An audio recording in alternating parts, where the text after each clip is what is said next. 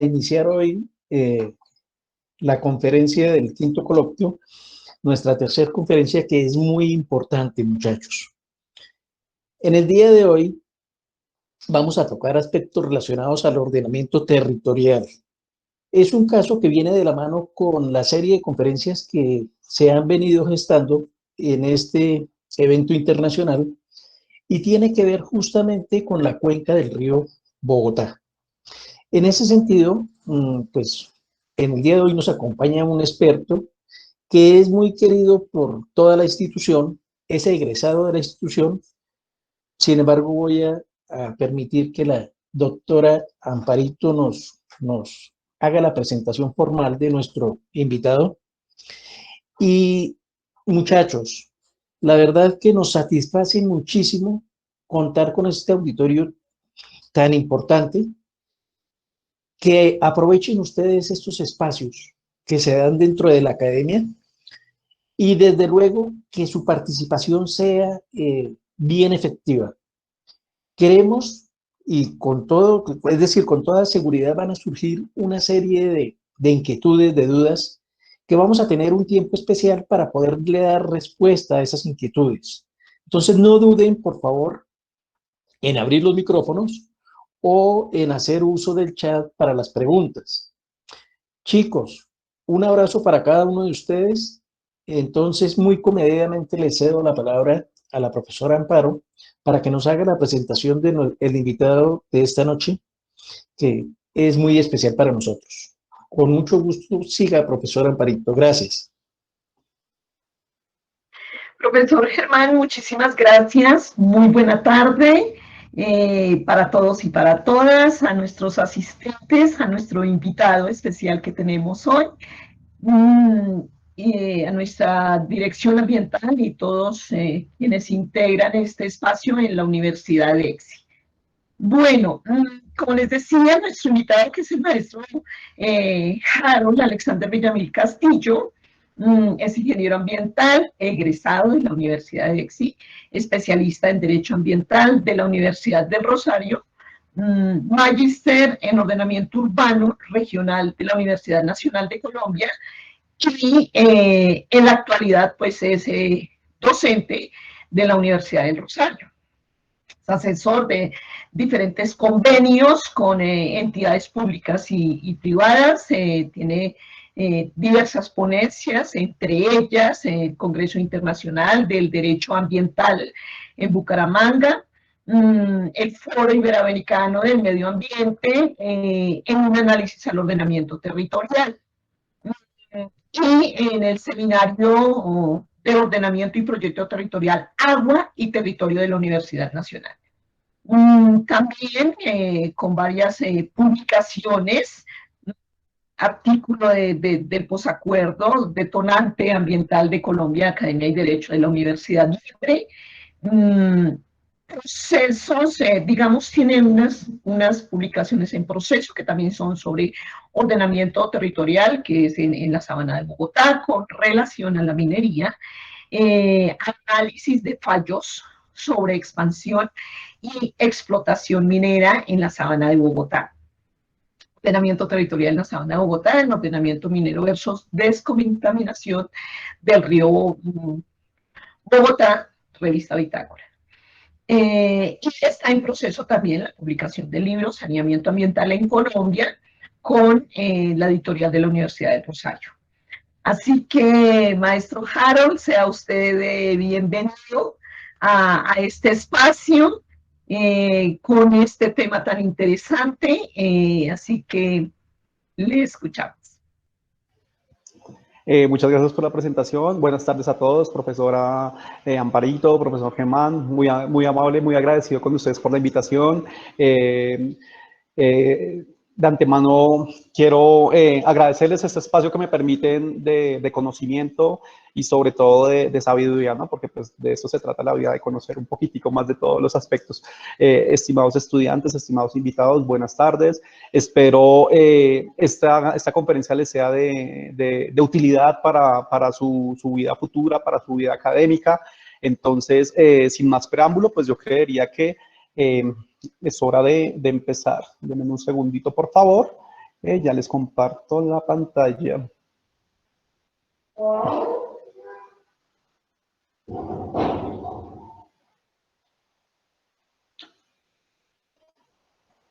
Por favor, me confirman si en este momento están viendo la pantalla. Sí, señor. Sí, señor, se ve muy bien. Ok, perfecto. Entonces, el título de la ponencia se llama Agua y Ordenamiento Territorial, caso Sabana de Bogotá. Presentado, pues, mi nombre es Harold Alexander Villamil Castillo, ya hicieron la presentación. Tengo el orgullo de ser egresado de la universidad, entonces iniciemos. Para poder tener conocimiento del tema, es necesario que ustedes entiendan un concepto que se va a llevar o se quiere dar a conocer durante la ponencia. Es el concepto de ordenamiento ambiental territorial. ¿Qué significa este concepto? Básicamente, es como los habitantes de un territorio se han venido asentando durante la historia. Para ella, la construcción... ¿No se escucha? Voy a quitarme los audífonos a ver si se escucha un poco mejor. Se escucha cortado, entonces sí, por favor, sí, gracias.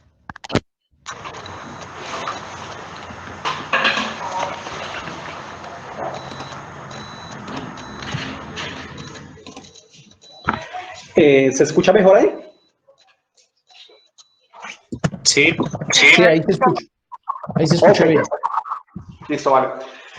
Retomando nuevamente, para que ustedes puedan entender un poco esa exposición, necesito que comprendan el concepto de ordenamiento ambiental territorial, ¿sí? Entonces, para ello, necesitamos concebir qué es cómo se ha formado un territorio históricamente, ¿sí? Cuál es su historia, cuál ha sido su cultura, su construcción social, las relaciones de poder en este territorio, sobre todo cómo se ha formado en su infraestructura, en las relaciones intra e internacionales e ingresos que tiene este territorio. Para ello, debemos concebir una serie de dinámicas o relaciones socioecológicas que se han venido asentando dentro del territorio.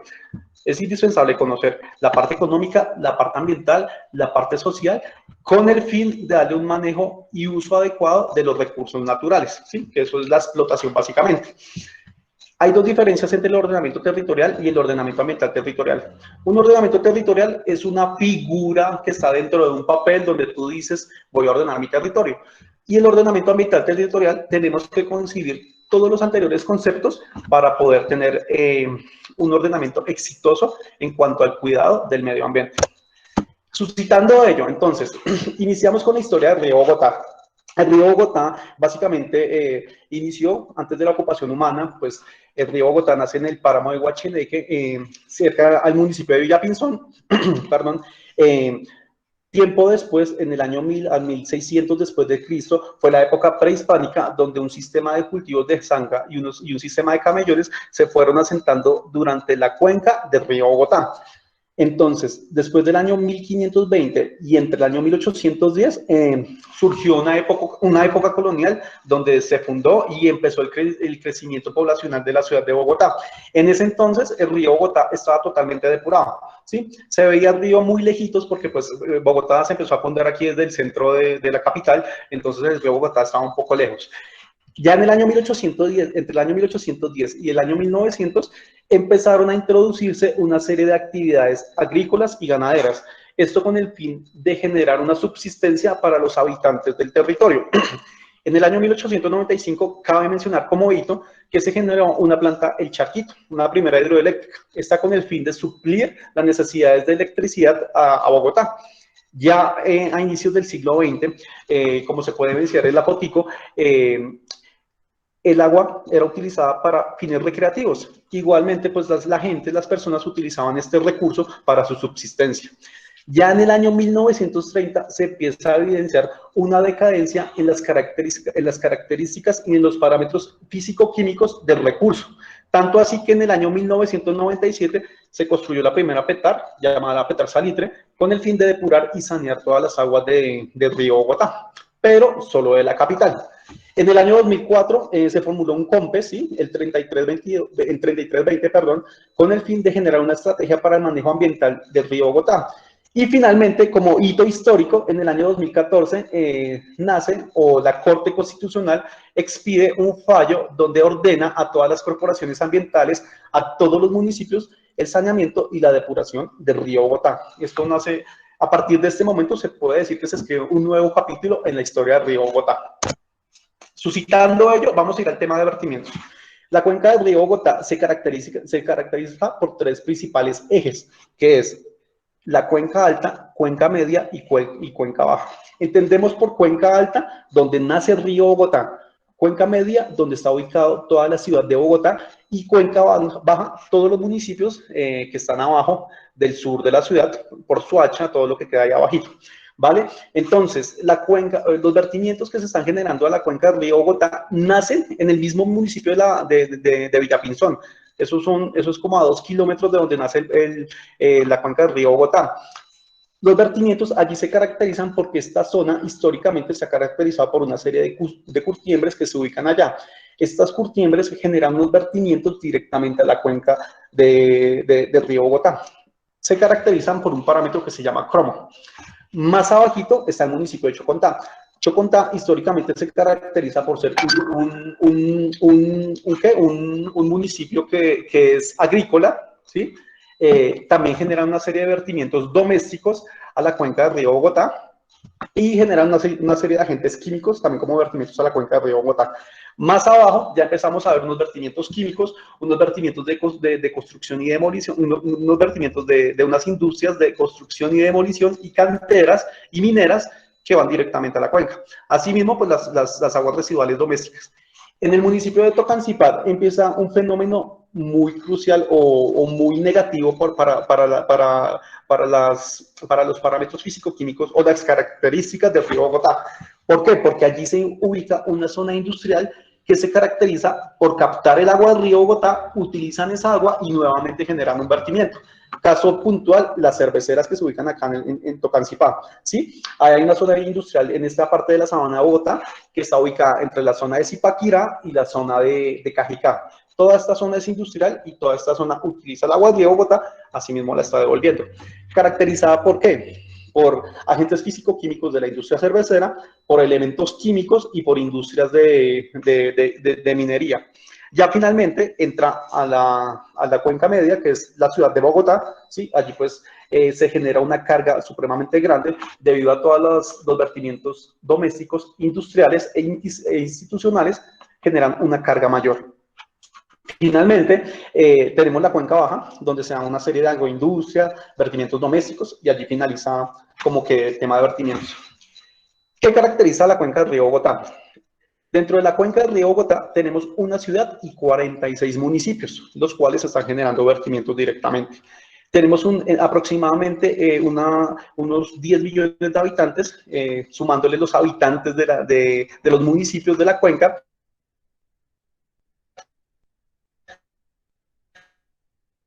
Se caracteriza por tener una área de 58.975 hectáreas hídricas con una longitud promedio de 380 kilómetros de largo si las sumamos todas, y aparte pues el tema industrial. ¿Cuáles son las causas? Las causas son los conflictos asociados al ordenamiento y gestión territorial, ¿sí? Esto genera una serie de conflictos asociados a la gobernanza del agua. ¿Qué es el término gobernanza del agua? En la ecología política este término se conoce como un término que es efímero. Cuando yo me refiero a un término efímero es porque hay una serie de elementos políticos, pongamos caso puntual los alcaldes, que tienen una gobernanza de 4 años y ellos a su acomodo o a la autorización por parte de los pobladores generan una serie de normativa para el cuidado o el saneamiento del río Bogotá. ¿Qué efectos está teniendo esto? Esto tiene un efecto que ha venido configurando el río Bogotá a lo largo de la historia y del territorio. Genera un efecto de fragmentación de relaciones sociales, económicas y culturales en la región. Promueve el territorio. Aparte de eso, viola una serie de normas, específicamente la Constitución política, ¿sí? Algunos artículos, y finalmente obstaculiza el desarrollo local, regional y nacional. Todo esto lo tenemos como efectos al generar que el río Bogotá lo estamos tomando como un vertedero, o como la cloaca, por decir vulgarmente, a nivel general. Los principales usos y vocaciones de la cuenca del río Bogotá tienen como características generación eléctrica, un uso agrícola, el tema de turismo ecológico es supremamente fuerte en la parte baja, el riesgo o regadío, el turismo, la ganadería, la vivienda y me hizo falta ahí el tema industrial. Todos esos son los principales usos y vocaciones de la cuenca del río Bogotá. Ahora bien, nosotros tenemos que concebir que para poder determinar o para poder analizar las características físico-químicas de la cuenca del río Bogotá, tenemos que medirlo por un índice de calidad del agua. Y este se divide en dos. Uno, que es una época de lluvia, de pluviosidad, y otro que es otra época seca. Aquí ustedes pueden ver en pantalla el índice de calidad en época de lluvia, donde está determinado por una serie de colores. El rojo es muy malo y el azul es bueno. Como podemos observar, en ninguna parte de la cuenca hay un índice que sea bueno. El más bajito es el aceptable, el de color verde, que es casualmente en el municipio de Villapinzón. Y el rojo, que es muy malo, es en el municipio de Girardot, donde desemboca el río Bogotá. Cabe resaltar que este color gris está poblado aquí en la ciudad de Bogotá. Este estudio fue tomado del PONCA, que se formuló en el año 2018, y casualmente el PONCA dice que Bogotá no tiene que tener gran afectación al río Bogotá, porque se supone que ellos deben tener un sistema de tratamiento de agua residual, a lo cual yo pongo en discusión. Ahora bien, un índice de calidad de agua en época seca ya es diferente, porque es en una época normal, ¿sí? Donde nos podemos dar cuenta que la calidad del agua cambia en la cuenca media. Si se dan cuenta, cuando es en época de lluvia, el índice está como con puntos verdes, rojo. En cambio que en época seca, ya cambia totalmente el índice de calidad del agua, donde es evidente que el único parámetro o el único sitio que no cambia es en la cuenca alta. Y en el borde o en la desembocadura de la cuenca del río Bogotá pasa de ser muy malo a malo, ¿sí? Entonces, ¿qué parámetros son característicos en este estudio de calidad del agua? Primero, la DBO, los sólidos suspendidos totales, el fósforo y el nitrógeno. Son parámetros supremamente primordiales para poder realizar este índice de calidad del agua. El uso y vocación del agua y del suelo. Aquí les voy a tomar como ejemplo, básicamente, la cuenca baja, ¿sí? Después de Soacha empieza la cuenca baja. ¿Por qué tomé como ejemplo la cuenca baja? Porque la cuenca baja es la que está recibiendo prácticamente toda la basura, toda la contaminación de la cuenca media y de la cuenca alta. Si nos damos cuenta, en la cuenca baja, el uso principal es un uso agrícola, pecuario y forestal. ¿Qué quiere decir? Es referente al uso agrícola y pecuario. Que la cuenca baja está utilizando el agua del río Bogotá para llevar a cabo estos elementos industriales. Por ejemplo, para el uso agrícola. Ellos toman agua del río Bogotá para regar sus cultivos, siendo algo muy peligroso para el consumo de alimentos. Aunque en algunos momentos pueden generar fertilidad, esto puede traer como consecuencias indirectamente la carga de estos parámetros en los alimentos. También es bueno traer a colación que la cuenca baja, porque se caracteriza, porque ellos tienen un sistema de intercambio y comunicación entre la cuenca media y la cuenca baja. ¿A qué hago alusión? Que en Bogotá, personas de estrato 4, 5 y 6, históricamente lo que hacen es comprar un terreno, ¿sí? En la cuenca baja. ¿Por qué? Porque la cuenca baja se caracteriza por tener un clima templado caliente. Entonces, ellos compran el terreno y se van los fines de semana o en épocas del año, las épocas de vacaciones, se van a disfrutar su descanso allí. Cuando ellos generan esa relación entre la cuenca media y la cuenca baja, están generando un impacto indirecto. ¿Cuál es? Los fines de semana, los vertimientos al río Bogotá aumentan de una manera exponencial. La afectación al tema de los corredores ecológicos se afecta de una manera brutal, ¿sí? Y aparte de eso, la expansión demográfica de la cuenca baja está generando un tema de deforestación dentro de zonas que son zonas de ley segunda, zonas de protección. Ya más adelante vamos a hablar de ello, perdón. También es indispensable tener en cuenta un índice de alteración potencial de la calidad del agua. Este índice lo formuló el mismo PONCA, ¿sí? Donde se pondera de 1 a 5, 1 es el más bajo y 5 es el más alto. ¿Qué quiere decir este índice potencial de la calidad del agua? Este índice lo que hizo fue analizar los afluentes del río Bogotá y lo que hicieron fue analizar todos los parámetros Puntualmente fue nitrógeno total, fósforo total, sólidos suspendidos totales, DBO y DQO. Se suman y se dividen en 5 y esto nos va a arrojar una ponderación donde se califica de 1 a 5. Como nos podemos dar cuenta, la mayoría de los afluentes del río Bogotá tienen un potencial de calidad del agua muy alto, que quiere decir que están expuestos a contaminarse de una manera brutal.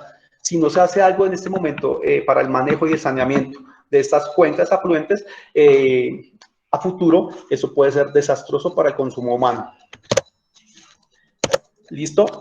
Aquí pues lo podemos traer en un mapa, podemos ver el mapa de la cuenca del río Bogotá y todo lo que está en rojo está en riesgo. Absolutamente, prácticamente es toda la sabana de Bogotá, toda la cuenca del río Bogotá, que en este momento se le debe dar un manejo supremamente indispensable, donde se caracteriza por tener unos vertimientos, nuevamente lo menciono, domésticos, industriales, también hay sacrificio de ganado que genera una carga supremamente grande a la cuenca del río Bogotá, el tema de cultivos, el tema de materia orgánica y el tema de nutrientes afectan directamente la oferta hídrica de toda la cuenca. Ahora bien, otro tema que no debemos menospreciar es el tema de la densidad poblacional. El tema de la densidad poblacional, en la literatura de ordenamiento territorial, podemos definir un concepto que se llama el fenómeno encefalopoblacional. ¿Qué significa este concepto? Que mucha gente o mucha población tiene una característica que es asentarse en un polígono muy pequeño. Caso Bogotá. Por ejemplo, Bogotá en el año 2000 tenía 2 millones de habitantes, al año del 2020 tiene aproximadamente 10 millones de habitantes. ¿Sí? El mismo polígono, con menos habitantes, ahora casi se quintuplicó su población. Entonces, este fenómeno de densidad poblacional está afectando de una manera drástica los parámetros físico-químicos de la cuenca del río Bogotá. Es tan así este fenómeno encefalopoblacional que está cogiendo municipios adyacentes como Mosquera, como Cajicá, como Zipaquirá, tanto que Bogotá ya se los está tomando, ¿sí? Y a futuro se concibe esta región que podemos ver en morado como una región metropolitana. Eso es lo que dicen los autores y para eso es lo que a futuro se tiene proyectado. Ahora bien, ¿cuáles son los efectos de la sobrepoblación en la cuenca del río Bogotá?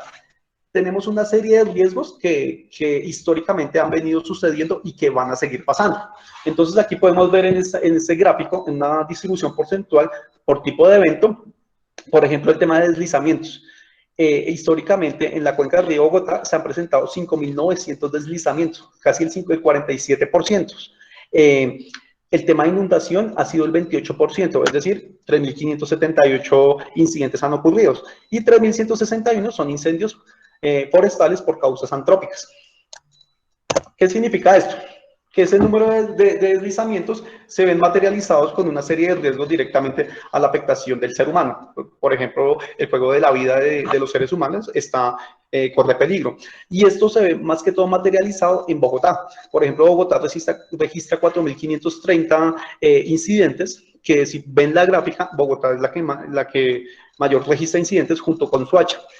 ¿Esto a qué se debe? Que Bogotá ha tenido un desorden de ordenamiento territorial con sus pobladores, o sus pobladores han ido ocupando territorios ilegalmente, se han ido asentando de manera ilegal.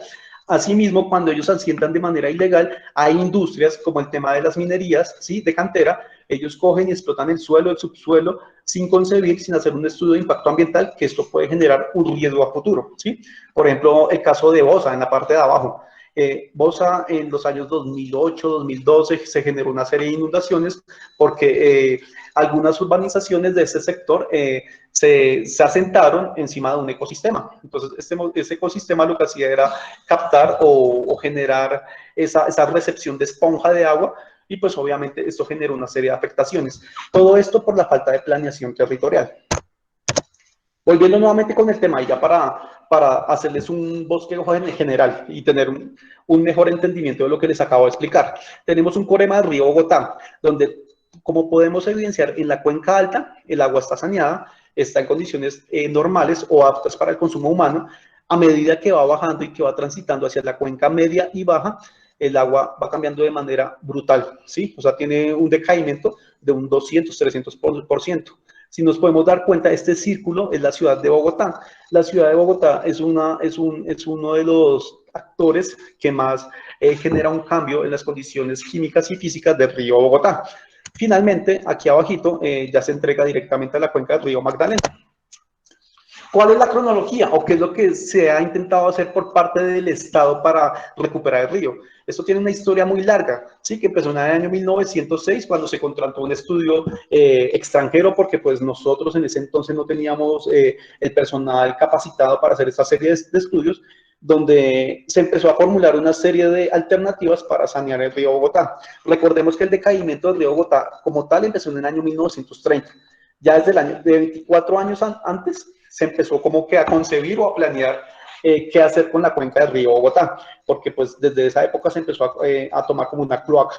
En el año 1927 se elaboró un estudio donde donde el grupo de ingenieros lo que hizo fue formular una serie de interceptores y una planta de tratamiento en Fucha. En el año 1955 se creó una comisión de estudios para la cuenca del río Bogotá. En el año 1974 existió un consorcio también que lo mismo, el consorcio se creó con el fin de generar una petara en Tocaima, porque pues según los estudios que hicieron en su momento, en Tocaima era donde se presentaban las mayores afectaciones a la cuenca, y así se ha venido generando una serie de políticas públicas, las cuales han sido fallidas.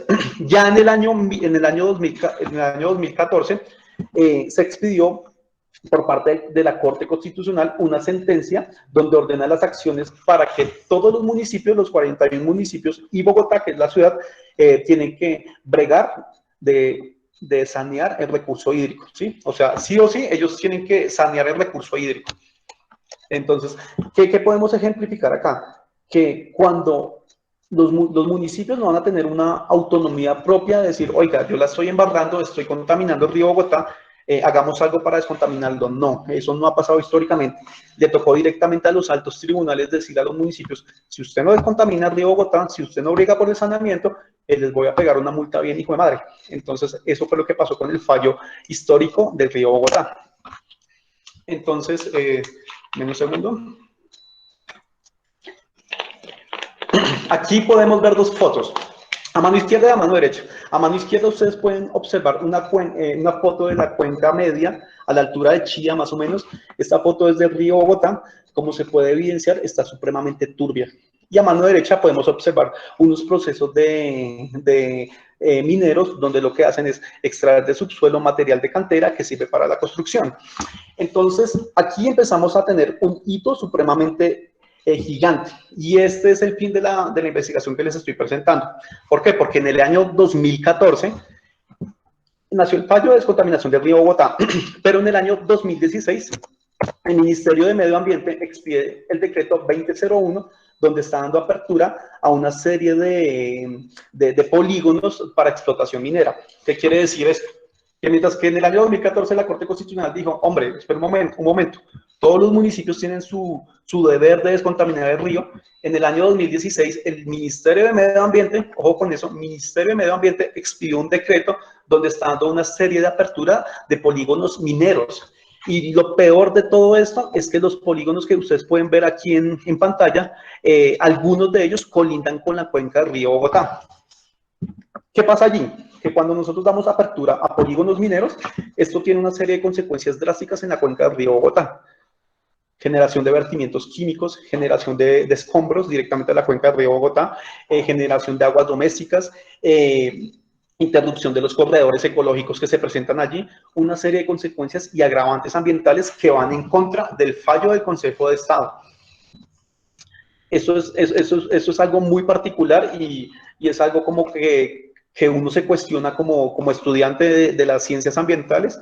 Uno dice, oiga, ¿cómo carajos el Ministerio de Ambiente, quien es el ente protector, quien es el ente que se encarga de proteger el medio ambiente, está pidiendo esta serie de decretos? Entonces, como para dar respuesta a esa dicotomía, en ese entonces, en el año 2016, estaba el gobierno del presidente Juan Manuel Santos y su política de gobierno era la locomotora minero-energética. ¿Qué quiere decir eso? Que se le va a dar prelación a todo lo que es el tema minero. ¿Listo? Entonces, desde aquí, partiendo desde esa premisa, se empieza la investigación, donde obviamente lo que se hizo fue tomar una serie de bases científicas y generar un cuestionamiento de por qué en estos lugares o en estos polígonos se están generando una serie de aperturas para explotación minera. Entonces, después de tomar las bases científicas, uno entiende que hay unas dinámicas del mercado. ¿Cuáles son las dinámicas del mercado? el gobierno tiene que subsistir de algo. Aparte de los impuestos que ya no da abasto, tiene que tomar una serie de políticas públicas, ¿sí? En este momento, las dinámicas del mercado están jalonando a la construcción, y la construcción necesita de material de cantera para poder llevar a cabo su proceso productivo. Cemento, arcillas, toda esta serie de elementos que están de la minería. El sector de la construcción necesita de eso, ya sea para utilizar aquí mismo en Colombia o para exportar. Debido a ello, nacen una serie de políticas públicas. ¿Cuáles son las políticas públicas? Pues se ven mitigadas en unas normas en Colombia. ¿Y cuáles son las normas? El decreto que les acabo de nombrar, el 2001 del año 2016. Para ello, perdón, se tomó una investigación, ¿sí? De cual asume una metodología cualitativa. Entonces, ¿qué se hizo? Perdón. Aquí aparece un actor supremamente importante que se llama la UPME, la Unidad de Planeamiento Mineroenergética, ¿sí? Lo que hace la UPME básicamente es brindar una serie de soluciones para que la minería se empiece a acoger en el territorio de manera amigable. Ellos lanzan una serie de cartillas donde, perdón, donde las personas que van a querer hacer un título minero tienen que seguir unos términos de referencia. Y si ustedes leen esta caja de herramientas de la UPME, hombre, son un utópico supremamente deseable, porque pues está un paso a paso que dice cómo hacer la minería de manera adecuada en el territorio. Lastimosamente e históricamente nos ha presentado de esta manera. ¿Sí? En el año 2018 nació una sentencia, o la Corte expidió una sentencia, que es la sentencia de Unión 095, y esta sentencia básicamente lo que dice es que históricamente se ha presentado un conflicto entre municipios, gobernaciones y el ente estatal, ¿sí? Donde los municipios dicen, el alcalde del municipio dice, oiga, este es mi polígono, este es mi municipio, voy a coger durante mi época de gobierno y voy a ordenar el territorio. Voy a coger un polígono para área de protección, otro polígono para área industrial, otro polígono para urbanización, y ellos toman sus decisiones y ordenan su territorio a su acomodo, porque pues eso es función de ellos. Lastimosamente, se presentó un conflicto porque llegaban las multinacionales mineras a estos municipios donde ya estaba ordenado el territorio, y ellos llegaban con un título minero en sus manos, decía, un momento, aquí el Ministerio de Minas me otorgó un título minero, y esta zona que usted tiene de protección, yo la voy a empezar a explotar porque ya tengo mi título, y eso me importa un carajo, yo lo voy a empezar a explotar, y independientemente que usted me diga que no, ya tengo la orden que es por parte del gobierno nacional. Entonces, históricamente se presentó este conflicto, y la sentencia de Unión 095 del año 2018, que dice, la Corte Constitucional le dio la potestad a los municipios, efectivamente, de ordenar su territorio. Pero, esto es muy curioso, la Corte Constitucional dice, el ordenador del territorio efectivamente es el alcalde, es el planeador de territorio. Pero si nosotros llegamos a encontrar minerales en el subsuelo, si pueden haber, no sé, oro, hierro, diamantes, ahí ya puede entrar el Estado y apoderarse de este subsuelo. Es decir, todo lo que está debajo del suelo es por parte o es dueño de la nación. Lo que está encima, tú lo puedes ordenar, o el alcalde lo puede ordenar, pero todo lo que está abajo, ya si el Estado determina que hay una zona de protección y si por debajo del suelo hay algún mineral que se puede explotar, entonces le da la prioridad a la explotación de ese mineral. Eso es algo, esta sentencia fue hito, perdón, hito a nivel nacional. Entonces, para poder profundizar esta investigación, se tomaron 3 fases de investigación, las cuales fueron, primero, una fase de exploración. Entonces fue tomar referencias, que decía la comunidad científica, que había pasado históricamente. Luego se tomó una delimitación, ¿sí? Porque pues obviamente estudiar la cuenca del río Bogotá es supremamente grande. Luego se hizo una fase de triangulación, donde básicamente lo que se hizo fue triangular todos los conceptos científicos, normativos y que se habían expedido por parte de la jurisprudencia, para finalmente poder dar una serie de conclusiones y de observaciones ante esta investigación. Aquí les hago un apartado que básicamente lo que les quiero dar a entender es que si tú envenenas a un río, el río te envenenará a ti. Solo cuando el último árbol esté muerto, el último río envenenado y el último pez atrapado, te darás cuenta que no puedes comer dinero. Esto es una frase que me pareció supremamente prudente para ponerla aquí en la presentación. A mano derecha podemos ver el salto de Tequendama, que es supremamente importante para la depuración del río Bogotá. Entonces, básicamente, para poder entender un poco el tema y cómo se ha venido jalonando el tema de desarrollo minero, sobre todo aquí en la cuenca del río Bogotá, tenemos que entender cómo se ha venido forjando o cómo se ha venido ordenando el territorio históricamente.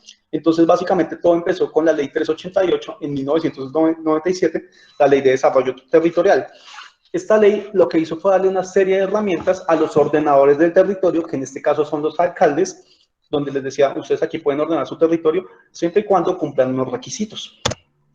Posterior a ello, nació la Unidad de Planeación Minera Energética, donde ellos lo que buscaba, como les mencioné anteriormente, es tratar de meter a la fuerza, o no a la fuerza, sino que cuando se ordene el territorio, se siga una guía donde la minería entre de a poquitos, ¿sí?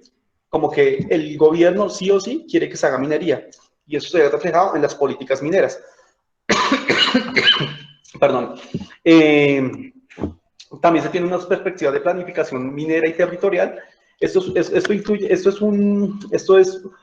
es un mundo totalmente diferente, es un mundo normativo donde empiezan a intervenir una serie de ministerios, el gobierno empieza a intervenir, pero a grosso modo, la UME lo que hace es decirle, oiga, en sus planes de ordenamiento territorial, si usted no tenía concebido la minería, aquí están las guías para que deje sí o sí entrar a la minería dentro de su planeación territorial.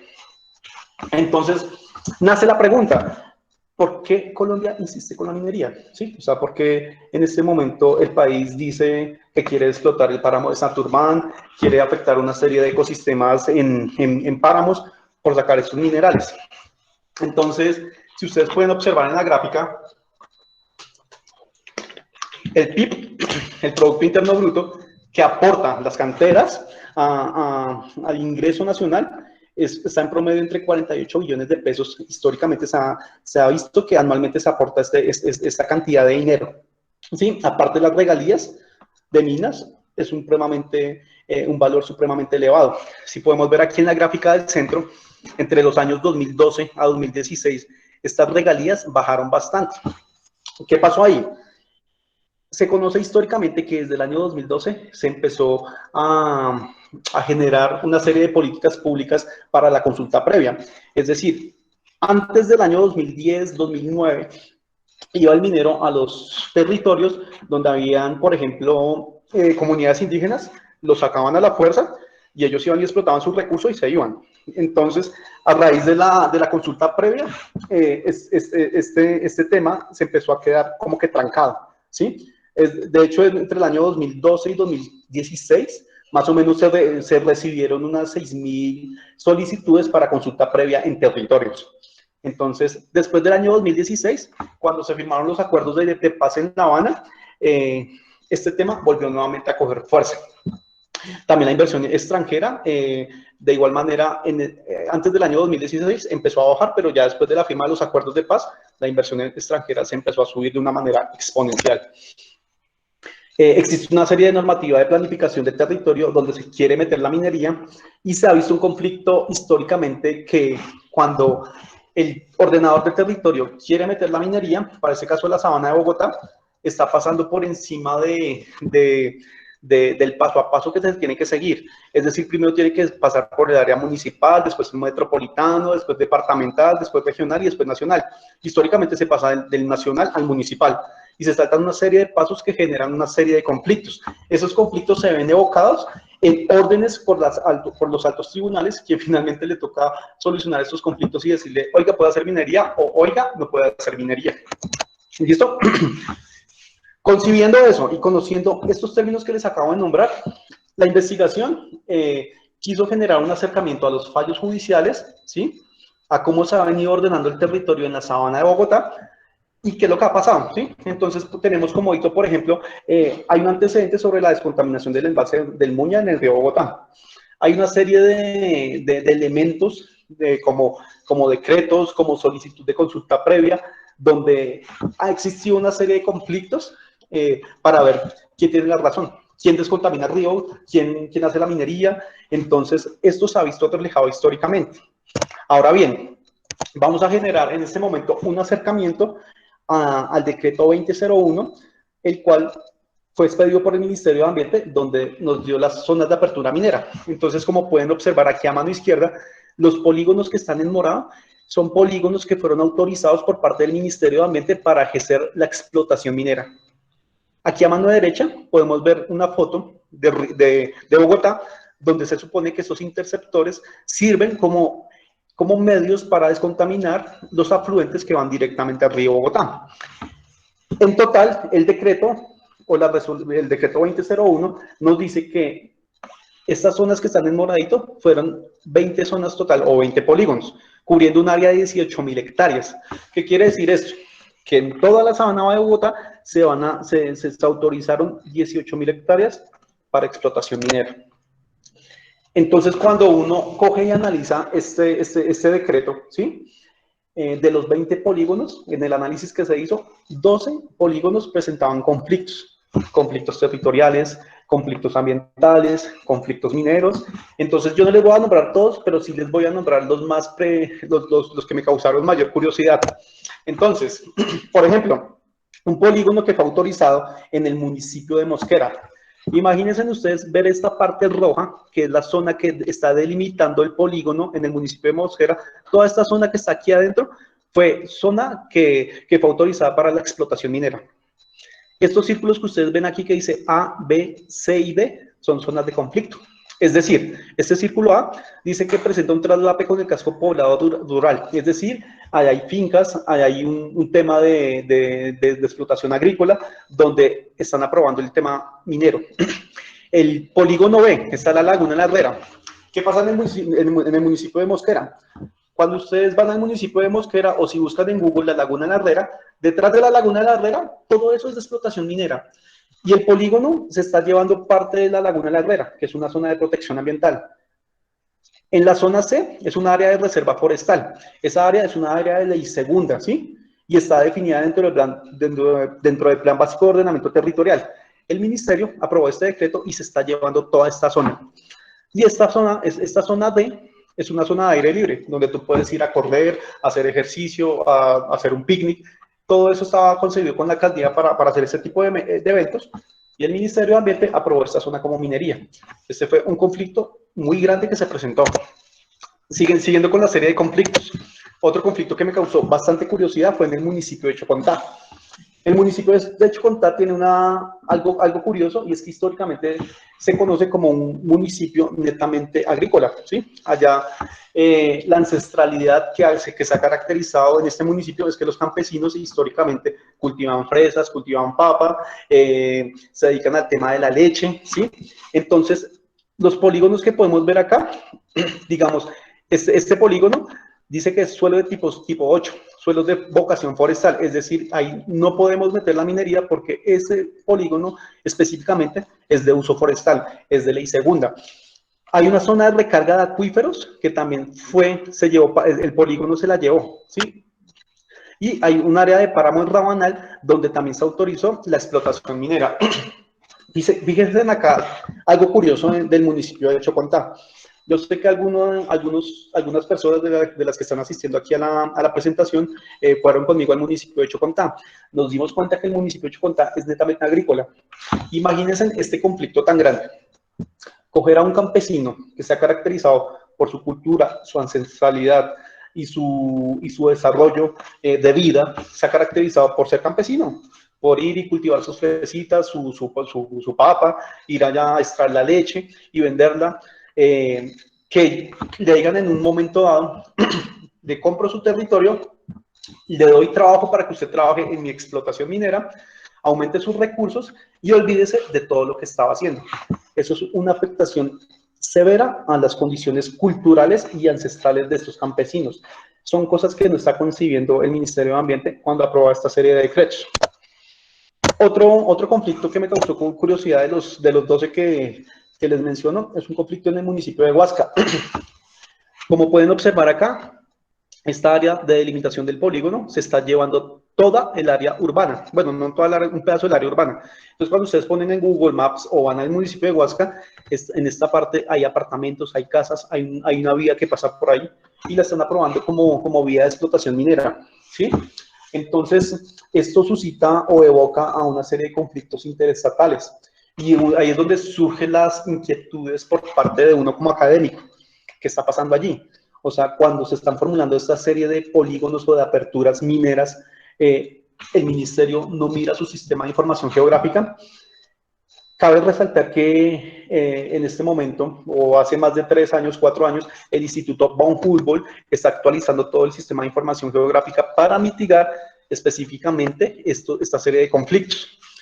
Eso en primer lugar. En segundo lugar, sigo insistiendo como el Ministerio de Medio Ambiente está autorizando sitios mineros en lugares de protección, siendo el mismo ministerio quien debe velar por la protección y cuidado de los territorios. Son dudas que surgen en este análisis.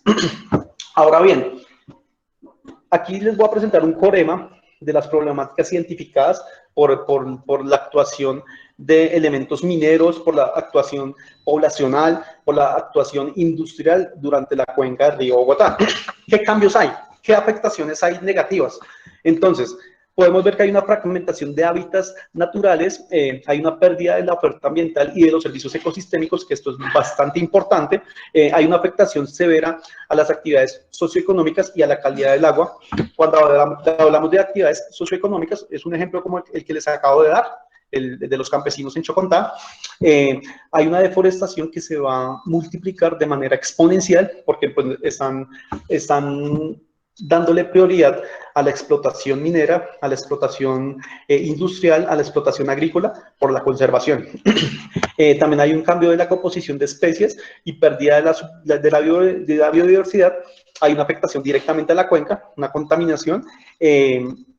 También hay una influencia de los regímenes de precipitación empiezan a cambiar en esas áreas por el tema de deforestación. Y aparte de eso, hay unos temas jurídicos administrativos. Hay una visión diversa entre las entidades estatales. El alcalde dice, yo no quiero que aquí se genere una zona de frontera agrícola, sino quiero conservarla, pero llega el Estado y le dice, no señor, ahí voy a generar un área de protección, de producción económica. Entonces se generan una serie de disparidades donde se ven evocadas directamente en la resolución por los altos tribunales. Ahora bien, ya para terminar, hay una serie de conclusiones que, a mi juicio, se deberían aplicar muy juiciosamente para que se eviten toda esta serie de conflictos. La primera, con las anteriores sentencias de carácter judicial y de resolución administrativa, se evocan a unos nuevos procesos a través de los cuales se vinculan elementos de construcción de política pública ambiental. Es decir, se tiene que tener marcos de referencia para poder aplicar esta política pública y generar nuevas ideas o nuevos lineamientos en políticas públicas que se vean materializadas con el fin de sanear el recurso, para este caso, la cuenca del río Bogotá. Se generan una serie de propuestas. Aquí yo les voy a proponer cuatro propuestas muy puntuales. La primera es que siempre, sí o sí, tiene que existir una articulación interinstitucional. ¿A qué hago alusión? Como les nombré anteriormente, históricamente, el municipio está ordenando su territorio, ¿sí? Por ejemplo, el caso de Chocontá. El día que se hizo la visita ya al municipio de Chocontá y se hizo entrevista con los campesinos, con el alcalde incluso, ellos tienen su vocación y su visión netamente agrícola. Pero llega el Estado y le dicen, no señor, su polígono donde tú estás explotando tu suelo para cultivar fresas, ahora vas a coger ese polígono para explotación minera.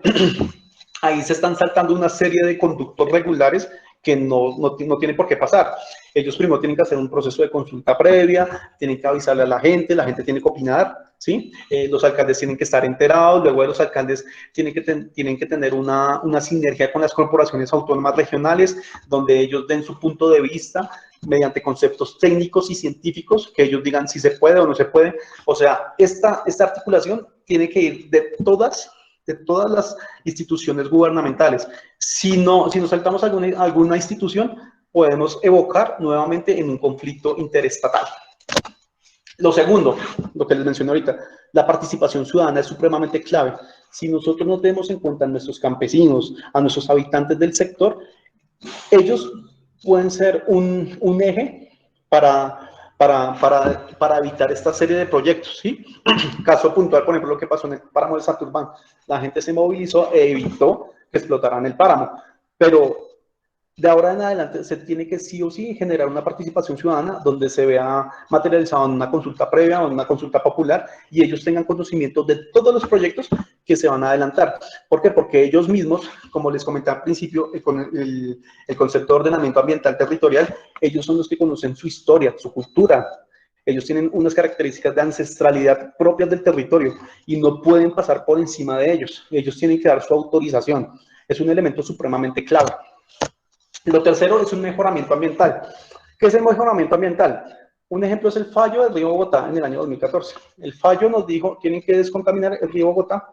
Este mejoramiento ambiental se tiene que dar a través del Estado. El Estado tiene que ser pionero en indicar o en priorizar una serie de normativas para la depuración y el saneamiento de las cuencas, sobre todo para el caso del río Bogotá. Ese mejoramiento ambiental tiene que poner en sinergia a todos los actores interinstitucionales. Por ejemplo, para el caso de la cuenca del río Bogotá, los 41 municipios más la ciudad de Bogotá, todos tienen que ir mirando hacia el mismo norte para que en un futuro la cuenca del río Bogotá esté saneada. ¿Y cómo se logra esto?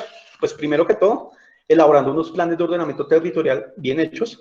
Sobre todo se tienen que mirar los PONCA, ¿sí? El tema de los PONCA es supremamente clave porque es una norma madre, ¿sí? O sea, toca hacerle caso al tema de los PONCA y después de que se mire estos dos temas, ya podemos empezar a meter todo lo de planeación económico, interinstitucional, todo eso se tiene que tener en cuenta.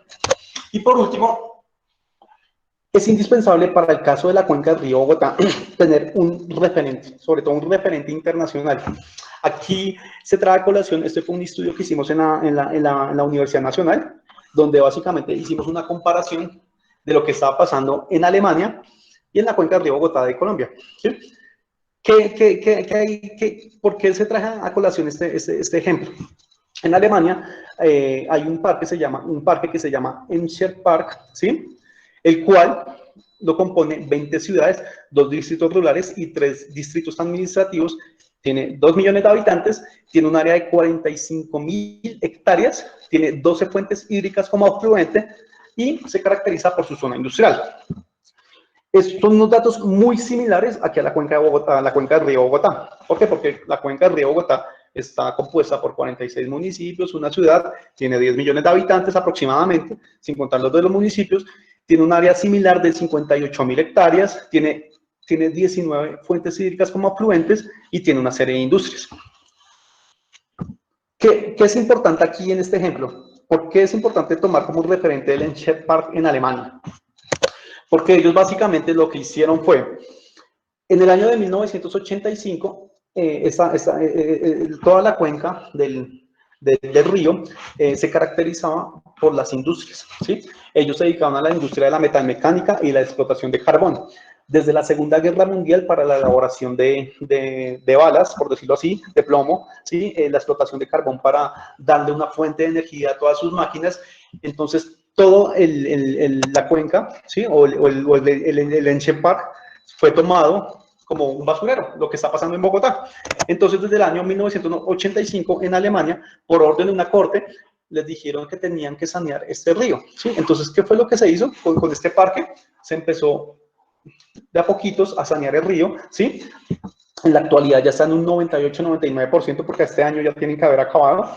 Entonces lo que hicieron fue hacer una renovación ecológica, en primer lugar. En segundo lugar, depurar todo el río, de pe a pa, desde su cuenca alta hasta su cuenca baja, ¿sí? Las zonas que estaban caracterizadas como industrias y que fueron abandonadas se tomaron como unas zonas de museo, ¿sí? Entonces todos los habitantes de este sector pasaron de ser obreros dentro de esas industrias a hacer guías turísticos, ¿sí? También se tomó un área de ciclovía para que la gente pueda ir a trotar, a correr alrededor de la ronda del río, mientras que disfruta del goce de los museos que se generaban a través de ese abandono industrial. Y es un proceso que se puede, como decir, a grosso modo, copiar y pegar aquí en Bogotá, ¿sí? Porque eso fue un proceso muy lindo.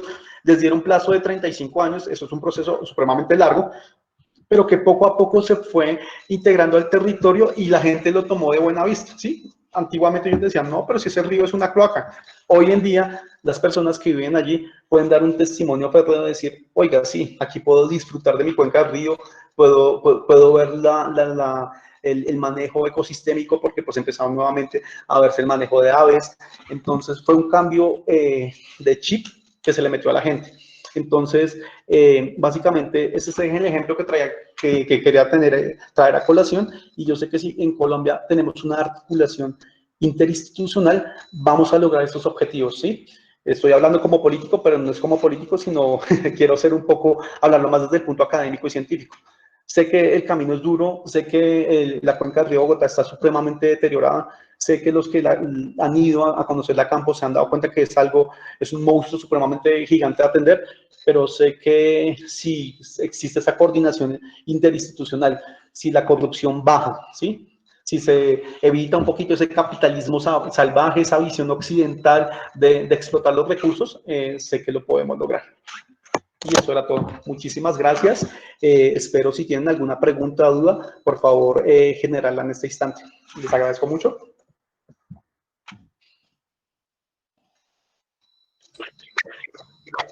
Bueno, entonces ya pueden, quienes tengan preguntas, pueden abrir sus micrófonos, por favor.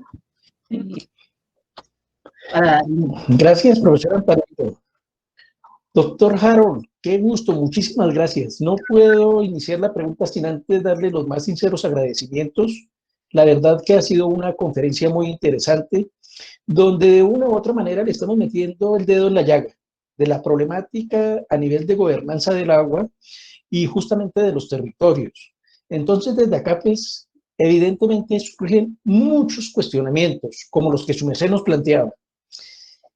Queda claro que desde la problemática de la cuenca del río Bogotá debe haber la participación de los entes departamentales y los estamentos nacionales. Y como su merced lo indicaba, debe haber una simbiosis entre diferentes instituciones para tratar de darle una solución al problema. La pregunta es, dadas las experiencias que se han dado en el país de la organización ciudadana, su merced de la parte académica, ¿cómo ve como una propuesta viable que las comunidades que estamos en torno a la misma cuenca del río Bogotá nos organicemos para exigirle al gobierno este tipo de, digamos, de fallo, que desde el 2014 ya está? Y es más, ese fallo también a nosotros, en cierta forma, nos está también acusando porque nosotros como habitantes también estamos involucrados dentro del fallo. Entonces, ¿qué alternativa tenemos nosotros de organización ciudadana para poderle hacerle frente y motivar de esta manera, causar una presión sobre el gobierno y sus entes, de tal manera que esperemos una respuesta factible?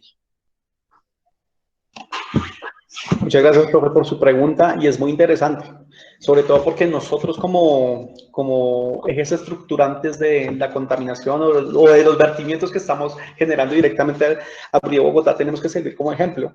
En primer lugar, nosotros debemos depurar o bregar para mitigar la contaminación que estamos dejando en el Río Bogotá. Ese es el ejemplo primero, en primer lugar, que tiene que ser una prisma.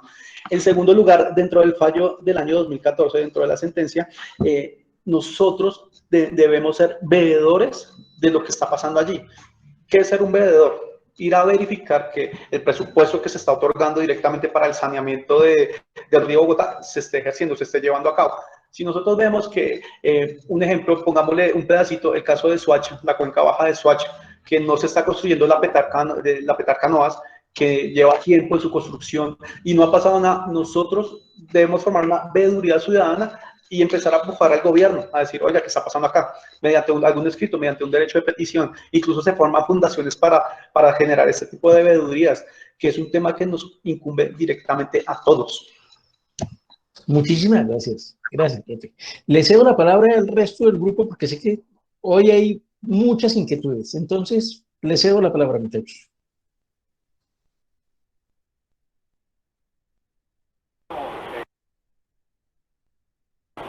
Muy buenas noches, qué pena, tengo una pregunta. ¿Qué pasa con la población de Chocontá en el momento en el que ya se da la autorización de hacer la minería en estos sitios? Buenas noches, Juan Manuel. Interesante pregunta. En este momento, hay un litigio porque hace un par de años la población de Chocontá no sabía que iban a hacer minería en su territorio, ¿no? Entonces, esto evoca a un proceso judicial donde los mismos campesinos, depende si ellos quieren o no quieren tener la minería, en caso tal de que ellos no quieran tener la minería, el proceso correcto es generar una solicitud para que las empresas que van a instaurar la minería les generen un proceso de consulta previa, donde ellos sean quienes decidan si efectivamente se quiere o no se quiere hacer la minería. Casualmente, las políticas públicas y las políticas del actual presidente, ellos han estado evitando que se materialice mediante leyes el tema de consulta previa, ¿sí? Que ya sea de por ley de que se le debe consultar a los pobladores. ¿Por qué? Porque ellos dicen que eso es un bache para la economía. Entonces, ellos no ven o no dimensionan lo que en realidad es la consulta previa y lo que en realidad se tiene que hacer con los campesinos de ese sector. Ok, perfecto, muchas gracias. ¿Y qué entes gubernamentales, qué pena, apoyarían a la población de Chocontá para que no se haga la minería en este sitio? Ok, en efecto, en primer lugar se tienen que organizar, ¿sí? Tienen que hacer, primero que todo, generar una veeduría y transmitirla mediante alguna carta o algún derecho de petición directamente a alguna entidad responsable, que para este caso es el Ministerio del Interior. Ellos van a verificar todo el tema de cómo se ha venido abordando el aterrizaje minero dentro de los territorios. De allí, ellos son los encargados de decir, ¿se hace la consulta previa o no se hace la consulta previa? Casualmente, hace poco el ministro del Interior era una señora, no recuerdo su nombre, pero ella estaba en contra de estos procesos mineros. ¿Por qué? Porque pues tienen un interés de fondo, entonces constitucionalmente se tiene que hacer la consulta previa. Ok, muchas gracias. Bueno, aquí Daisy ha escrito, buena tarde, teniendo en cuenta que los deslizamientos es el evento que más se ha presentado, ¿de qué manera se ha manejado o qué manejos se podría dar? Si es posible realizar algún tipo de cercas vivas. Bueno, el tema de gestión de riesgo no es muy fuerte, pero tengo algo de conocimiento muy básico. Sé que a raíz de esta serie de afectaciones por el tema de inundaciones o de deslizamiento, se creó la unidad de gestión de riesgo y ellos son los encargados de verificar las áreas que tienen un riesgo más alto, ¿sí? Para evitar esta serie de efectos naturales, ¿no? Que se coincide como un efecto natural. Entonces, cuando uno visualiza que existe algún riesgo, pues uno debe acudir a ellos directamente, ellos van y hacen su estudio y dependiendo de lo que ellos digan, se toman medidas preventivas o correctivas para evitar el riesgo latente que puede existir en estas áreas. Buenas noches. Buenas noches.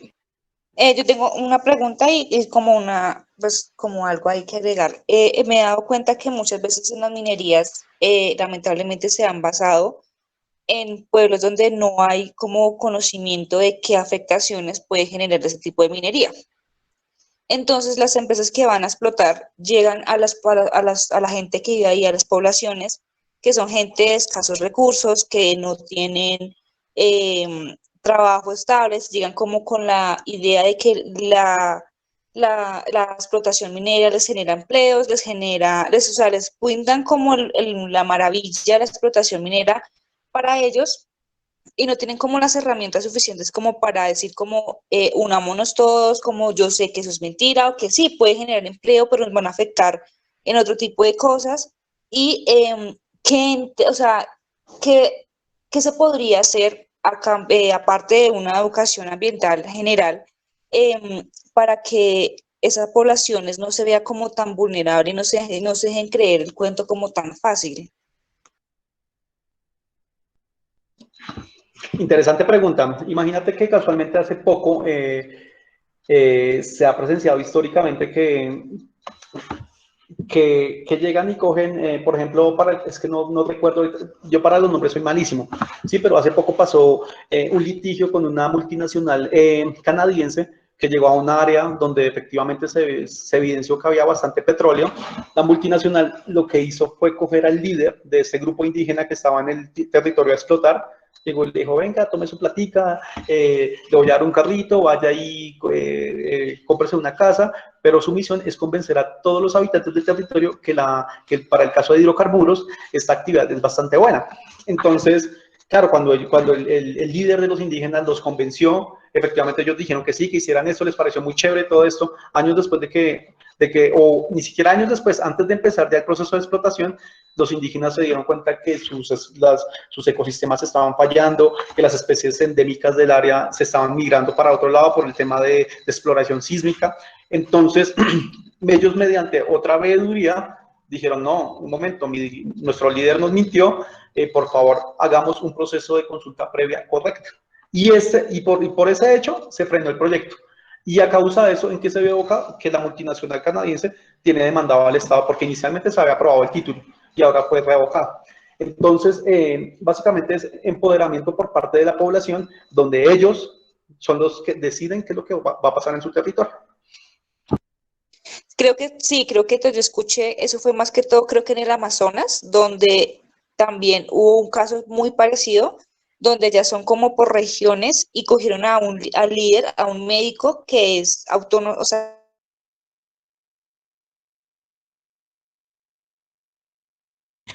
No se escucha, se fue la voz. Parece que tiene problemas de señal allí nuestra compañera Angie. Mientras Angie recupera la señal de su internet, voy a leer la pregunta de Stephanie Castro. Buenas tardes, si se habla de desembocadura al río de Bogotá, ¿qué métodos se pueden aplicar, ya que es un riesgo también el contaminar otros hábitats? Y adicional a ello, ¿qué función se puede gestionar para los residuos que hasta la fecha siguen fluyendo hacia este río? Hola Laura, buenas noches, ¿cómo estás? Interesante la pregunta. Primero que todo, ¿qué métodos se pueden aplicar, ya que es un riesgo ambiental contaminar otros hábitats? Inicialmente se tiene que mitigar el riesgo o evitar la contaminación desde la fuente. Como les mencionaba ahorita, hay 41 municipios y una ciudad que están generando directamente los vertimientos. Se caracterizan los vertimientos domésticos e industriales. Desde la fuente se tiene que procurar por evitar la contaminación del río. En la desembocadura del río Bogotá con el río Magdalena pasa algo muy peculiar. No sé si ustedes han ido por su práctica de Campo 3, se dan cuenta ya que el río Bogotá llega supremamente negro, pasa el río Magdalena y procede un proceso de autodepuración y la mancha negra desaparece. Yo no estoy diciendo que eso sea lo más adecuado, pero lo que está pasando en este momento, el agua por condiciones naturales es un autodepurador, ¿sí? Entonces, inicialmente lo que se puede hacer es mitigarlo desde la fuente con los sistemas de tratamiento de aguas residuales. Se me olvidó comentarles, en el año 2000 el gobierno creó una herramienta taxativa que obliga a los municipios a que tienen que crear un sistema de tratamiento de aguas residuales. Estos se llaman los PSMBs o los planes de saneamiento al monitoreo del vertimiento, y los obliga a que cada municipio tiene que crear su sistema de tratamiento. Después del año 2014, con el fallo histórico de la depuración del río Bogotá, antes del año 2014, como que los municipios no le paraban tantas bolas a este tema, pero después de la orden de la Corte Constitucional, ya se han venido implementando modificaciones en algunas plantas de tratamiento de agua residual, incluso algunos municipios están construyendo sus sistemas de saneamiento. Entonces, lo más preciso para evitar que caigan los residuos sólidos allí es evitarlo desde la fuente.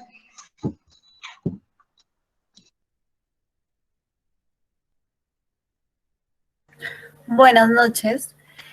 Yo tengo una pregunta. Pues en la actualidad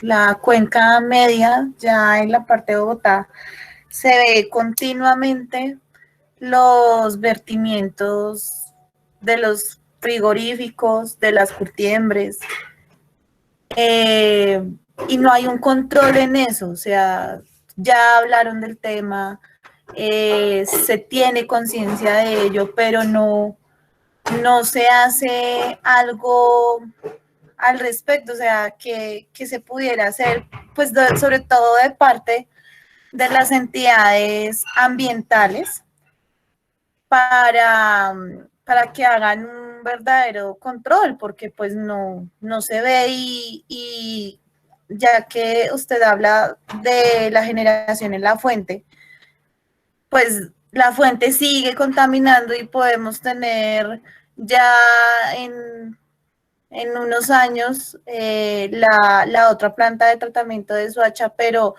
la fuente no se controla, se sigue haciendo los vertimientos y no se ve la acción de la autoridad ambiental. En ese caso, ¿qué se pudiera hacer? Muy interesante tu pregunta. Ahí me surge, esto ya es más que todo un tema político, ¿sí? Pues la idea era no meterle el tema político a esta ponencia, pero Diana, como bien lo mencionas, es cierto lo que tú dices. En este momento no se está ejerciendo control a los vertimientos industriales. Resulta y pasa que cuando llegó el nuevo presidente, él expidió un decreto, como les mencioné ahorita, soy muy malo para recordar nombres, pero el decreto que él expidió fue que para el trámite de permisos de vertimientos, ya las industrias no lo tenían que generar porque dentro de su territorio existía un sistema de acueducto municipal o de la ciudad que tenía que tener un sistema de depuramiento. Entonces, como que se volvió más lapsa la norma, ¿sí? Y cuando pasó esto, pues los industriales se relajaron. Obviamente, ellos tienen que cumplir con una serie de unos parámetros físico-químicos para generar un vertimiento, ¿sí? Antes, los técnicos hacían más seguimiento a ello, pero después de la expedición de ese decreto, pues la norma se volvió un poco menos de tener dientes para hacerle seguimiento a este tipo de vertimientos. Lo que se puede hacer es volver nuevamente a como estábamos antes del año 2018, ¿sí? Donde los técnicos iban y verificaban mediante un muestreo que se esté cumpliendo con las normas. Si no se cumple con las normas, se inicia un proceso o se con un proceso sancionatorio, donde se cierra directamente la fuente, ¿sí? Que eso es lo que pasa con las industrias a nivel Bogotá y a nivel CAR. Claro está, y bien dicho está, que Bogotá tiene una legislación más estricta que la de nivel Cundinamarca. Entonces ya depende de un tema, en primer lugar, un tema de gestión, en segundo lugar, un tema de presupuesto, porque a veces los técnicos que hay por corporación o por secretaría no son suficientes para hacer el seguimiento. ¿Y en qué caso se puede dar esto? ¿O cómo se puede ayudar a mitigar este error, lo que tú mencionas? Es haciendo denuncias directamente en las corporaciones. Si ustedes ven que hay una empresa que está generando un vertimiento que no se está haciendo tratada, uno mediante una denuncia anónima, o si tú quieres poner tu nombre, no hay problema, uno interpone la denuncia a modo de derecho a petición y la corporación tiene 15 días para responder. ¿Listo?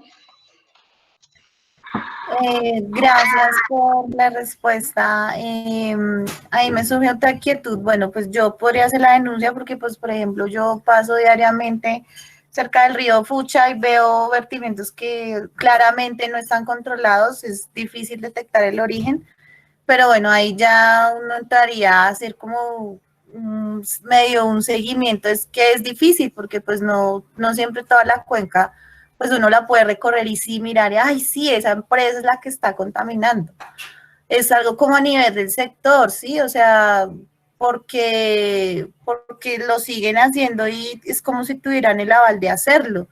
Y es ahí cuando, pues, yo en mi caso uno dice, pues, ¿qué puedo aportar, qué puedo hacer o cómo se puede hacer? Otra cosa es el tema de la normativa, o sea, se contradice mucho porque sacan un decreto que prohíbe y sacan otro que hace más lapsa la norma, o sea, la contradice y es ahí cuando, o sea, es como el sistema y es como difícil entrar a aportar una solución porque uno se encuentra de frente con un muro de intereses políticos y económicos, ¿sí? Y esa es la impotencia que a uno le da como profesional, porque pues uno puede tener un conocimiento de lo que no se debe hacer, de lo que sabe que está mal, pero pues uno va a hacer una denuncia y pues uno no ve como el resultado o la misma aplicación de la norma, qué alternativas se podrían tomar aparte de las que ya mencionó anteriormente. Bueno, para darte respuesta a lo que tú dices, eso en el derecho ambiental o en la jurisprudencia se conoce como rigor subsidiario, ¿sí? Tú no puedes coger una norma que tiene unos límites permisibles y hacerla más laxa. Eso es anticonstitucional. Si se evidencia eso, esa norma perfectamente puede ser derogada y demandada, ¿sí? Entonces, en primer lugar, yo sugiero que en el caso tuyo del río Pucha, si evidentemente tú ves que se genera una contaminación, ojo, porque no siempre un agua turbia es señal de contaminación. Puede que ellos estén cumpliendo con los parámetros y que efectivamente algún técnico haya ido a hacer la visita y se dé cuenta que está cumpliendo con los parámetros. Puede pasar con el color. La norma de color está en 2 NTU, ¿sí? Entonces, si tal vez el agua se ve muy turbia, pero está cumpliendo con la norma, entonces ahí hay una contradicción. Lo que yo te sugiero, como te mencioné anteriormente, es, en primer lugar, si la norma ha cambiado y se ha vuelto más laxa, eso es anticonstitucional, es demandable y es derogable inmediatamente. En segundo lugar, generar un derecho de petición directamente a la corporación autónoma. Si no te responde entre los 15 días, pasa a una acción de tutela, que ellos en la acción de tutela tienen menos de 5 días para responder. Esa es la manera de seguir el paso a paso para que se vea efectivo la gestión que están haciendo los ciudadanos. Bueno, tenemos aquí pregunta de Angie Lorena Morantes. Buenas noches, me gustaría saber qué tipos de estrategias se están tomando para la recuperación paisajística del río Bogotá, o cuál sería la mejor estrategia y por qué.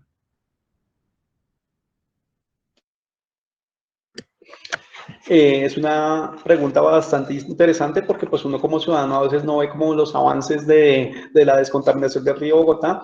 Inicialmente lo que está haciendo las corporaciones autónomas, en este caso para la Corporación Autónoma Regional de Cundinamarca, es que su proceso va un paso a paso, ¿sí? Entonces, la prioridad de ellos es descontaminar el río, ¿sí? Y lo que están haciendo en este momento es, mediante retroexcavadoras, van sacando toda la mugre, ahí se encuentran inclusive cadáveres, bultos de escombros. Ellos, para la recuperación paisajística y visual, lo que están haciendo es sacando todos los residuos que están en la cuenca del río Bogotá. Eso es lo que en este momento tengo conocimiento que se está haciendo. Referente a lo otro, a otras obras de actividad paisajística, ahí sí me corchas, porque de eso sí no tengo idea. Lo que tengo idea es lo que te estoy mencionando en este momento. Bueno, Lisette Caterín dice, quiere saber qué implicaciones ha generado en la cuenca del río Bogotá la demora de la construcción de la PETAR.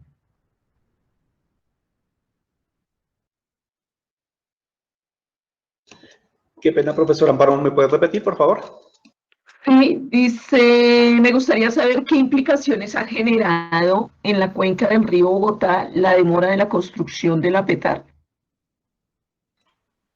Pues no sé a cuál PETAR hace esa alusión, tal vez yo creo que hace esa alusión a la PETAR Canoas, que está en Soacha. Se tiene proyectado que para este año ya se tiene que acabar su primera fase, donde la primera fase consta de remover elementos sólidos, ¿sí? Entonces esperemos que termine este año para que termine la primera fase. Referente a la ampliación de la PETAR Salitre, pueden haber muchas variables, ¿no? A veces fallos de ingeniería, a veces fallos presupuestales. Para este año fue el COVID, entonces pueden haber elementos de tercera, elementos que no se tienen contemplados para el retraso de esta serie de obras. Y en efecto, el COVID para este año retrasó absolutamente todo. Yo quisiera complementarle ahí porque creo que es bien interesante la pregunta de Laura Estefanía. No, de Lisette Caterín. Ella hace referencia a la PETAR Canoas. Y con toda seguridad, pues esta PETAR debería haber iniciado su funcionamiento en el año 2015. Llevamos 5 años de retraso. Hay 600 metros y la maquinaria está enterrada. Entonces, valga decir que esto es un pasivo ambiental significativo, claro, pero medirlo en términos ambientales y en términos económicos es bien difícil. Sin embargo, lo que sí sabemos es que cuando vaya a empezar operaciones, esperaríamos que lo hiciera, digamos, con un tratamiento de 30 metros cúbicos por segundo. Y ella va a empezar a trabajar con 9, lo cual quiere decir que traducido, digamos, en afectación, estaría afectándonos por lo menos el 300% del potencial que va a trabajar. Sería como una de las respuestas que podríamos darle, digamos, a esta iniciativa. Discúlpame que haya ingresado. De acuerdo, profesor, estoy de acuerdo contigo. Vale. Aquí tenemos a Zuli Caballero. Buenas noches. Me gustaría saber cómo se está manejando la conectividad de los cerros orientales y el río Bogotá, ya que en ocasiones no se detienen a validar los daños de las reservas, que las propuestas con la conectividad paisajística, especialmente al norte de Bogotá y con la avenida Aló. Entonces, ¿sabe cómo se está manejando esta conectividad de los cerros y el río Bogotá? Hola, Zuli, buenas noches. La conectividad, eso es un tema, eso es un monstruo grandísimo, ¿no? Como les mencioné al inicio de la charla, esto es un tema más de gobernanza, ¿sí? Porque, pues, como se vio evidenciado en la anterior alcaldía, por parte del señor Peñalosa, él estaba dando aval para que se interviniera la reserva Van der Hammer. Dentro de la reserva Van der Hammer había una serie de conectores ecológicos que efectivamente conectaban los cerros con esta parte de la ciudad. Entonces, ya es un tema de gobernanza, ¿sí?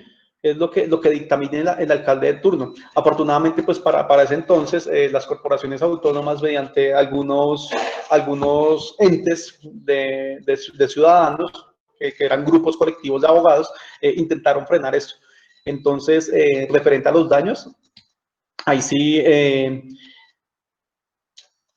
debemos tener en cuenta una premisa, y en este momento la premisa que lo que está pasando en este momento en Bogotá es que en Bogotá no hay cama para tanta gente. Entonces, el tema de construcción de viviendas está por encima de ciertos conectores ecológicos. Tal vez hay gente que no le da mucha prioridad a este tema, ¿sí? Y dicen, no, ese potrero que está allá no sirve de nada, urbanicemos. Entonces, es un tema ya más de rigor técnico, ¿sí? Entonces suele pasar acá en Colombia que el rigor técnico muchas veces no se tiene en cuenta y se tiene en cuenta más el tema de urbanización. Eso es lo que te puedo decir referente a tu cuestionamiento. Bien. Ay, aquí me pasé a alguien. Juan Manuel Pachón. Quisiera saber por qué motivo los entes que manejan las empresas de minería desean explotar los páramos, ya que la Corte Constitucional ha sido muy clara en ordenar la protección especial a estos ecosistemas. Esa pregunta es bastante interesante, que yo también me pregunto lo mismo, ¿qué está pasando ahí con la explotación de páramos? Cuando uno se pone a analizar quién está explotando los páramos, en el 98% son multinacionales. Es decir, por ejemplo, en muchos casos aquí son multinacionales canadienses, que es gente de otro país que no le interesa lo que pasa acá, sino a ellos les interesa escoger nuestros recursos naturales, sacarlos e irse. Entonces, es esa mirada más occidental por parte de ellos, ¿sí? Al respecto, la Corte efectivamente se ha mencionado varias veces, sino que surge una ambigüedad al momento de que pueden darse títulos mineros en zonas de páramo, ¿sí? La Corte se pronuncia, dice que no, pero debajo del título minero hay una demanda, o se puede preparar una demanda por parte del solicitante del título, y la Corte evalúa eso. Si ellos ponen en una bandeja, en una balanza, ¿qué es más viable? ¿De tener la explotación del páramo o pagar, porque eso genera una serie de daños económicos a esas multinacionales, pagar la indemnización o la multa que esto conlleva?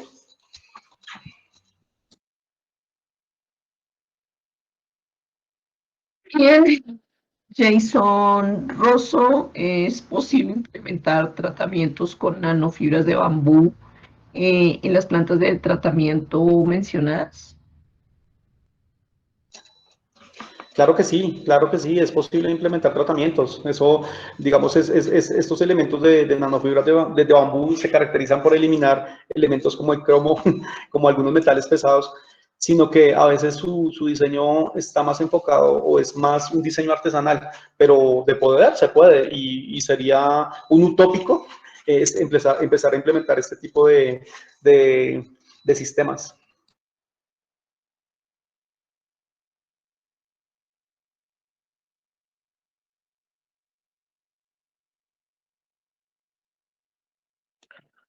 Bueno, pues ya no tenemos más preguntas en el chat. No sé si alguien va a abrir su micrófono para hacer su respectiva pregunta. Sí, yo, qué pena, profes. Es que se me fue la señal un minuto y no sé si respondieron la que había mencionado en el chat sobre el método de pronto de depuración que se puede utilizar a través de los reactores de electrocoagulación. O sea, no sé de pronto qué posibilidad hay de que estos se puedan implementar acerca de los desechos que fomentan las industrias como tal. Aparte que pues también se pueden utilizar en los residuos de los hogares, como el lavado de manos. Hola Laura, buenas noches. Interesante tu pregunta. El tema de sistemas de electrocoagulación son bastante eficientes, sobre todo al momento de tratar metales. El tema es que cuando, nuevamente vuelvo al tema de gobernanza, cuando un alcalde de turno decide hacer una implementación de un sistema de tratamiento, ellos que es lo primero que miran, el tema económico. Un sistema que no les salga tan costoso, ¿sí? Un sistema que sea duradero y un sistema que no requiera tantas materias primas. Entonces, de ser posible, se pueden implementar y son bastante efectivos. Pero a mi juicio, estos deben ser implementados en lugares estratégicos donde estemos removiendo ciertos parámetros para que sirvan derivados de este tratamiento.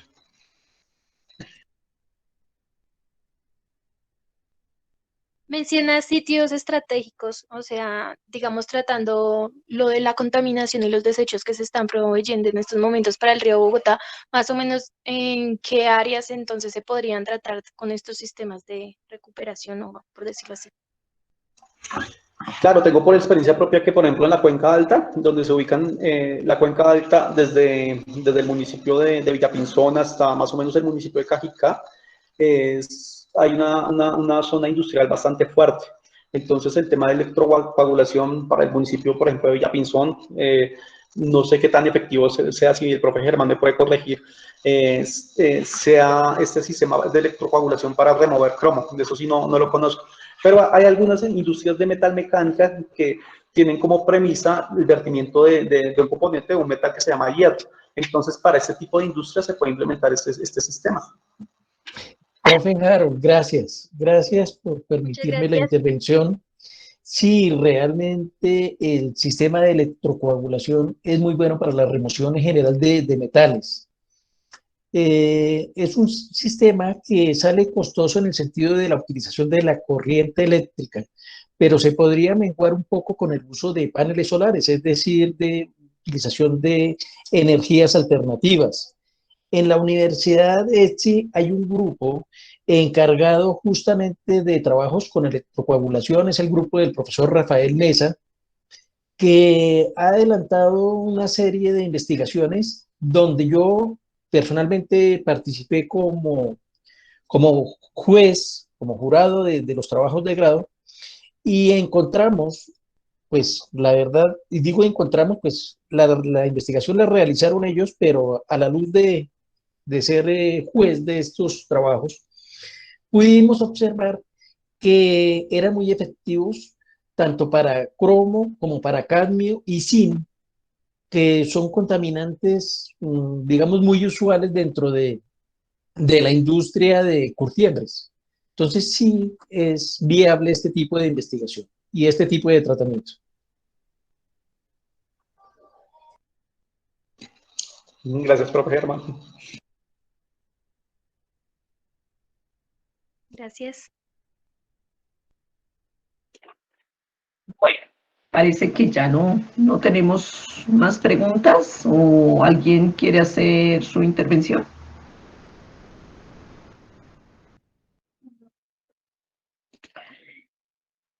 Bueno, entonces a Harold Villamil, muchísimas gracias por su tiempo por enseñarnos, mostrarnos este trabajo tan interesante y por compartir con nosotros.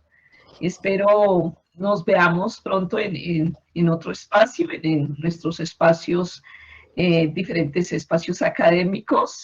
Mil gracias por asistir y por brindarnos parte de lo que es su trabajo.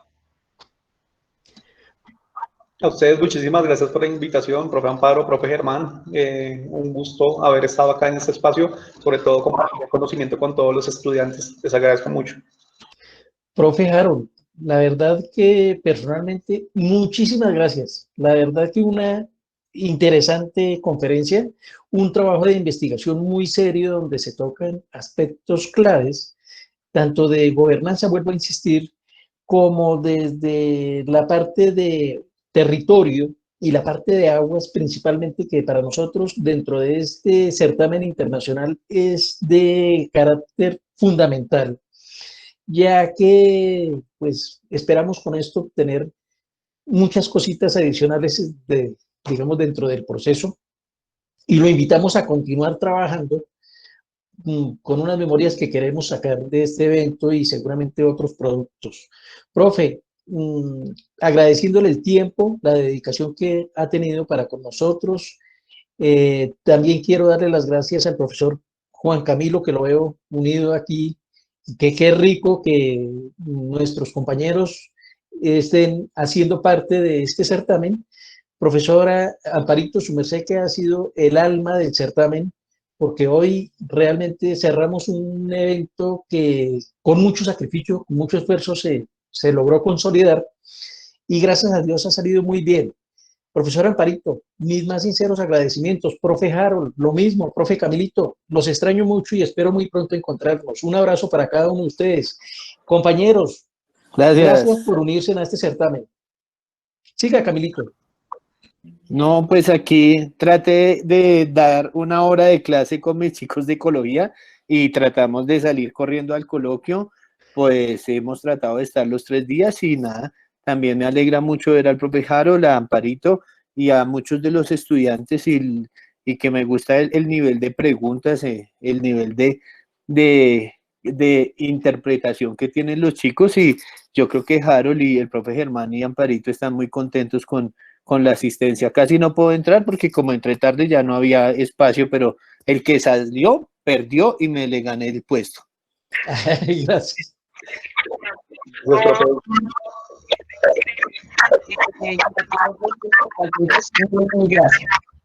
Bueno, muchísimas gracias a todos. Muchísimas gracias. Feliz noche. Gracias. Que estén bien. Gracias, muy amable. Profe Amparo.